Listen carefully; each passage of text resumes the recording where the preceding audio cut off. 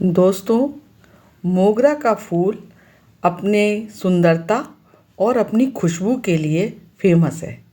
और अब चूँकि गर्मी आने वाली है और हमको अपने बगीचे को इस फूल से हरा भरा देखना है, तो इसके लिए जनवरी और फरवरी में हमको इसकी तैयारी कर लेनी होगी कि हम क्या क्या करें जिससे कि हमारे पौधे पर बहुत सारी कलियां आएँ और बहुत सारे फूल खिलें।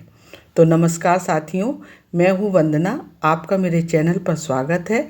और यदि आपको जानकारी अच्छी लगे तो चैनल को ज़रूर सब्सक्राइब कर लीजिएगा।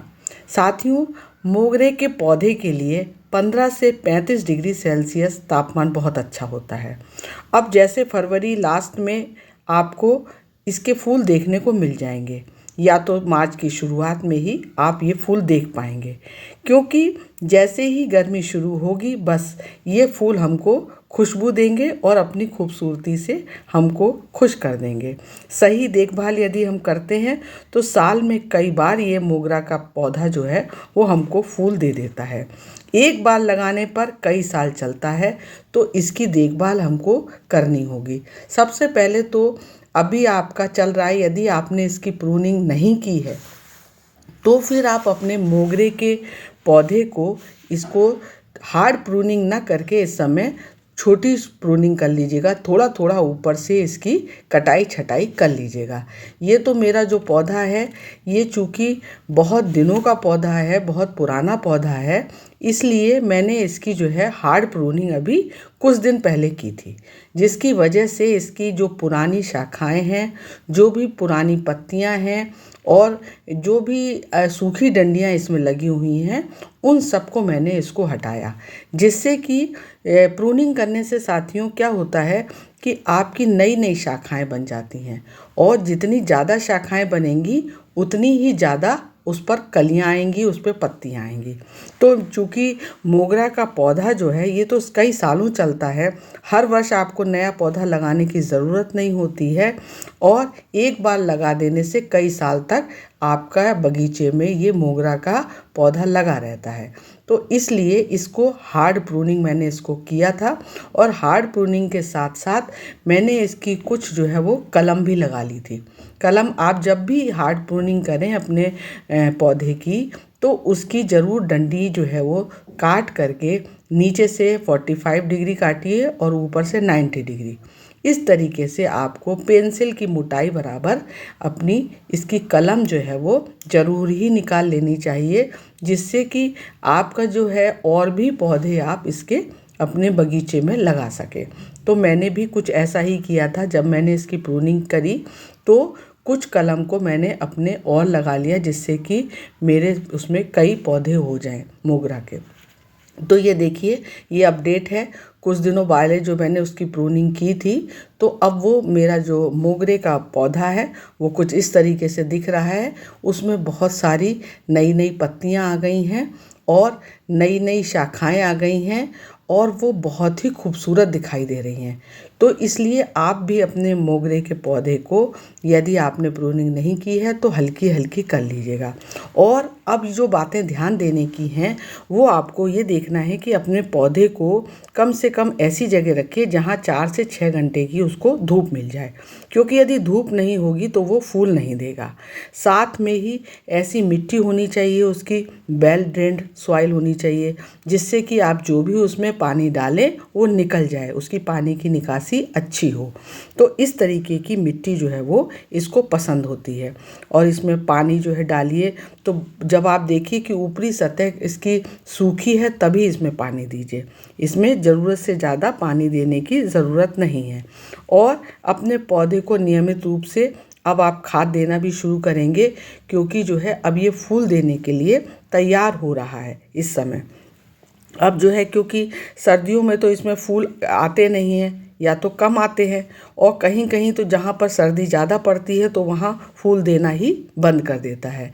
तो ये देखिए, मैंने अपने इसकी जब ये प्रूनिंग की थी तो आप देख रहे होंगे कि जहाँ जहाँ से मैंने ऊपर का इसकी डंडियों को काटा है तो साइड से ही उसकी ब्रांचेस निकल आई हैं। साइड में जहाँ जहाँ काटा है उससे एक मैंने यदि इसकी डंडी काटी है तो 2-3 शाखाएं उसकी जगह पर निकल आई हैं साथियों। तो अब जब जितनी शाखाएं हैं उतनी ही ज़्यादा पत्तियां और उतनी ही ज़्यादा इसमें कलियां बनेंगी। तो आपको क्या करना है कि अपने पौधे को जो है खुली और हवादार जगह पर रख देना है, मोगरा का पौधा, क्योंकि जो है जब आप खुली जगह पर रखेंगे तभी आपके जो है पौधे पर धूप लगेगी और हवा लगेगी। और साथियों इसमें कुछ बातों का आपको ध्यान रखना है। उसमें क्या है कि आपका यदि मिलीबग्स इसमें ज़्यादा इफ़ेक्ट करता है, एफिड्स का भी इसमें जल्दी लग जाता है, तो उसका भी ध्यान रखना है। साथ में जो आपके इसमें खरपतवार हैं वो भी हटाते रहना है। इसमें अब जो आपको इसमें जनवरी और फरवरी में आप 10 तारीख तक, फरवरी तक इस चीज़ को कर लीजिए कि आपको इसमें नीम की खली, ये साथियों जो मैं आपको दिखा रही हूँ यह नीम की खली है। ये नीम की खली जो है एक प्राकृतिक पोषक तत्व है और एंटीबैक्टीरियल गुण होते हैं इसमें। ये पौधे को आपको पोषण देने के साथ साथ मिट्टी की गुणवत्ता भी सुधारते हैं और जितने भी कीट हैं उनसे भी सुरक्षा प्रदान करते हैं। तो इसमें नाइट्रोजन होता है, फास्फोरस होता है, इसमें नीम की खली में पोटेशियम है और भी बहुत से सूक्ष्म पोषक तत्व होते हैं जो कि आपके पौधे को बहुत ही मजबूती प्रदान करते हैं। नीम खली जो है मिट्टी में जैविक पदार्थों को बढ़ा देती है। ये जो है एक प्राकृतिक कीटनाशक की तरह जो है वो काम करती है। तो आपकी जो इसकी जो मोगरे की जो जड़ें हैं उसमें दीमक है, कोई सूड़ी है, कोई भी कीड़े नहीं लगेंगे, उससे ये बचाव करेगी आपकी नीम की खली। तो आपको इसकी गुड़ाई करके इसमें मिट्टी हटा करके एक साइड में और फिर इसको आपको अपनी नीम की खली को डाल देना है। नीम की खली की मात्रा क्या रहेगी साथियों, एक पौधे में 1 चम्मच, जो आपकी खाने वाली चम्मच होती है जिससे हम चाय वाय आपकी चलाते हैं, तो वो वाली चम्मच जो है वो 1 चम्मच एक पौधे के लिए सफिशेंट है, पूरा भर के चम्मच वो आप इसमें डाल दीजिए और उसको मिट्टी को ढक दीजिए। अब साथियों दूसरा काम क्या करना है आपको, अब इसमें क्या, जिस दिन आपने वो डाली है, नीम खली डाली है, उसके अगले दिन नेक्स्ट डे आपको एक काम और करना है, ये आपको वर्मी कंपोस्ट लेना है।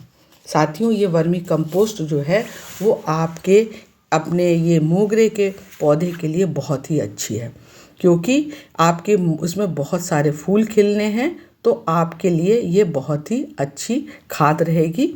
इसके लिए आपको वर्मी कंपोस्ट लेना है। इसकी मात्रा कितनी रहेगी, एक छोटा कटोरा, ये समझिए आप, एक छोटा कटोरा, कटोरी से थोड़ा सा बड़ा, वो भर के आपको इतनी लेनी है वर्मी कंपोस्ट। और क्या करना है कि आपको अपने पौधे के आसपास जो है वो उसको खोद लेना है थोड़ा सा, इससे अपनी खुरपी से अपने गमले के आसपास खोद लेना है और उसमें ये जो आपकी वर्मी कंपोस्ट है इसको डाल देना है। इससे क्या होगा, वर्मी कंपोस्ट जो आप डालेंगे तो इससे मिट्टी की संरचना में सुधार होगा दोस्तों, और इसकी जो पानी धारण करने की क्षमता है वो बढ़ेगी। और जो आपकी मिट्टी है इसमें सूक्ष्म जीव भी बढ़ा देती है। ये लंबे समय तक आप पर इसका असर रहेगा।